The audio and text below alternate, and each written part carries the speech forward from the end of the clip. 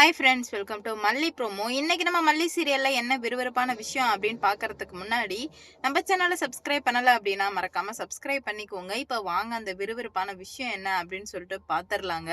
இப்போ நம்ம சுடர் வந்து போலீஸ் கிட்ட மாட்ட வேண்டிய நேரம் வந்துடுச்சு. இவ்வளோ நாளா வந்துட்டு எல்லார் போலீஸ் கண்ட்லையுமே வந்து விரல விட்டு ஆடிட்டு இருந்தா.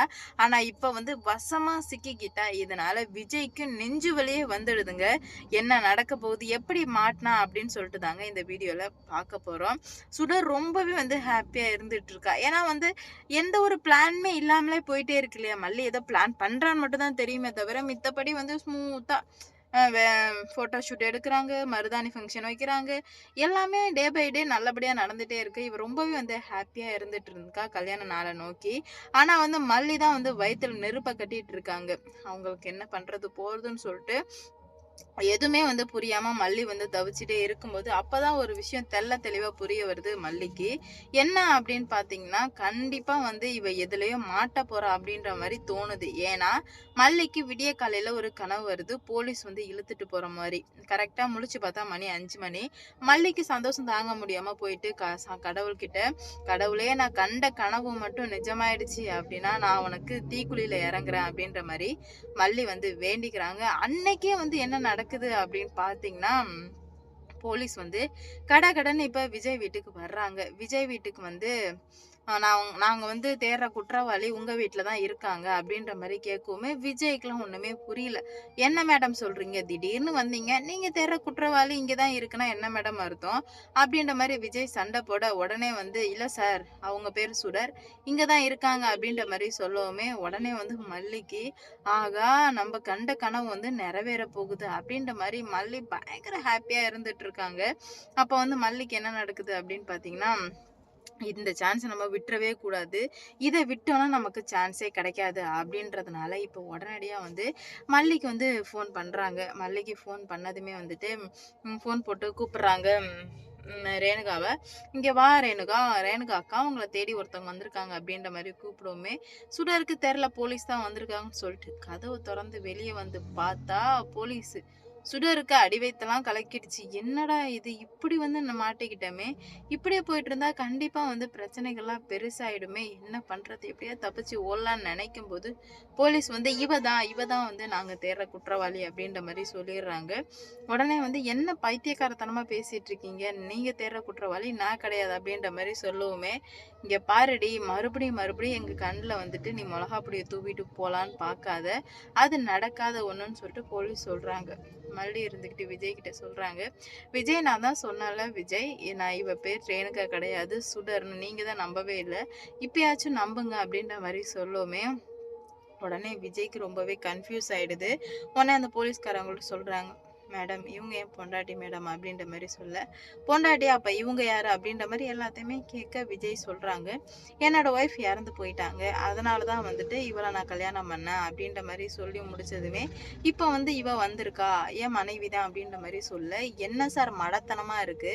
செத்துட்டாங்கன்னு சொல்றவங்க எப்படி சார் திரும்ப வருவாங்க?" அப்படின்ற மாரி விஜய் கிட்ட கேட்க, "இல்ல, இது வந்து என் பொண்டாட்டியா தான் இருக்கணும்" அப்படின்ற மாரி விஜய் சொல்ல, உடனே வந்து மல்லி சொல்றாங்க, "இல்ல மேடம், இவரு யாரோ வந்து ரேணுகா அக்கா மேல உள்ள பாசத்துல சொல்றாரு. இவ உண்மையாலுமே வந்து நீங்க தேடுற அக்யூஸ்ட் தான் மேடம்" அப்படின்ற மாரி சொல்லவுமே, உடனே சுடருக்கு பயம் வந்து, விஜய் இல்ல விஜய், நான் ஏன் நம்ம கல்யாணத்த பிரிக்கிறதுக்காக இவ பண்ற சதி விஜய், இதெல்லாம் நம்பாதீங்க விஜய் அப்படின்ற மாரி சொல்றாங்க. உடனே வந்து, எவ்வளோ திமிரு இருந்தா, நீ எங்ககிட்ட கண்ல விரல விட்டு ஆட்டிட்டு, இங்க வந்து இந்த மாரிலாம் நீ பண்ணிட்டு இருப்ப அப்படின்ற மாரி பயங்கரமா பேசுனாங்க. ஆனா வந்து அவ எதையுமே வந்து காதுல வாங்குற நோக்கத்திலே சுத்தமா இல்ல. ஏன்னா, விடாதீங்க விஜய்ன்னு எவ்வளோ கெஞ்சினாலும் விஜய் வந்துட்டு, "மேடம் விட்டுருங்க மேடம், அவ என் ஒய்ஃப் தான் மேடம்" சொல்றாங்க. "சார், இதுக்கு மேலயாச்சும் தயவு செஞ்சு நம்புங்க. அவங்க உங்க ஒய்ஃப் இல்ல. எப்பதான் சார் நீங்க புரிஞ்சுக்க போறீங்க?" அப்படின்ற மாரி சொல்லிட்டு அவள இழுத்துட்டு போயிட்டு, "சரி, ஒண்ணும் இல்ல. உங்க ஒய்ஃப் இல்ல தானே? 2 நாள் டைம் குடுங்க. நான் இவள அடிச்சு நான் விசாரிக்கிற விதத்துல விசாரிச்சா, இவ சுடரா, ரேணுகாவான்னு எல்லா உண்மையுமே தெரிஞ்சிரும்" அப்படின்ற மாரி சூப்பரா பேசுனாங்க அந்த மேடம். பேசின வேகத்துக்கு விஜய்க்கு ஒண்ணுமே புரியல. என்னடா நடக்குது இங்க? இவ்ளோ பிரச்சனை நடந்துட்டு இருக்கு. நம்ம என்னன்னா என்ன முட்டாள்தனமா இருக்குன்னு சொல்லிட்டு கடகடன்னு இழுத்துட்டு போகவுமே விஜய் மல்லி பண்ற சதிதான் விஜய், இது நீங்க நம்பிடாதீங்க அப்படின்ற மாதிரி சொல்றாங்க. இது என்ன மல்லி இதெல்லாம் அப்படின்னு கேட்கும்போது நான் தான் சொன்னேன்னா விஜய் நீங்க நம்பல, இப்ப அனுபவிக்கிறீங்க அப்படின்ற மாதிரி சொல்றாங்க. இப்ப போலீஸ் தரன்னு இழுத்துட்டு போயிருக்காங்க. விஜய் கேக்குறாங்க என்ன மேடம் குற்றம் பண்ணா அப்படின்னு கேக்குது.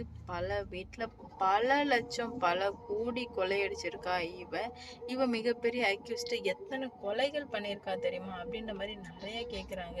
அவங்க டோட்டலா கன்ஃபியூஸ் ஆயிடுறாங்க. அவங்களுக்கு ஒண்ணுமே புரியல, என்னடா நடக்குது இங்க அப்படின்னு சொல்லிட்டு டோட்டலாக கன்ஃபியூஸ் ஆகி திருன்னு முழிச்சிட்டு இருக்காங்க.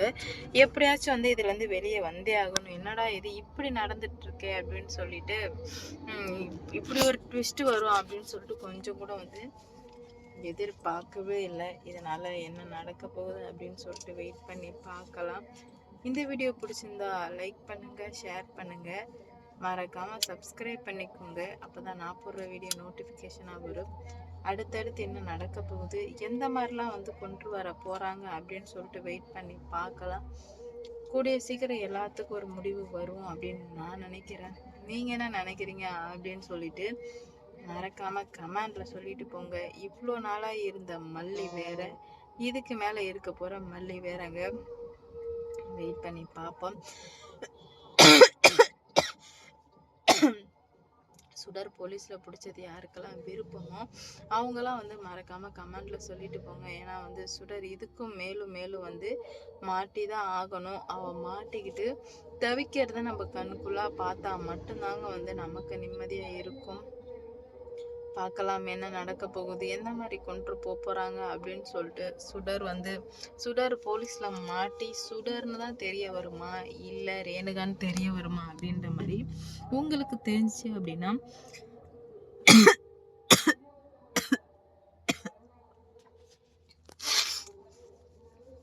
மறக்காமல் கமெண்ட் பண்ணுங்கள். அப்போ என்ன மாதிரி நடக்க போகுது, எந்த மாதிரிலாம் வந்து கொண்டு போகிறாங்க அப்படின்னு சொல்லிட்டு மறக்காமல் வெயிட் பண்ணி பார்க்கலாம்.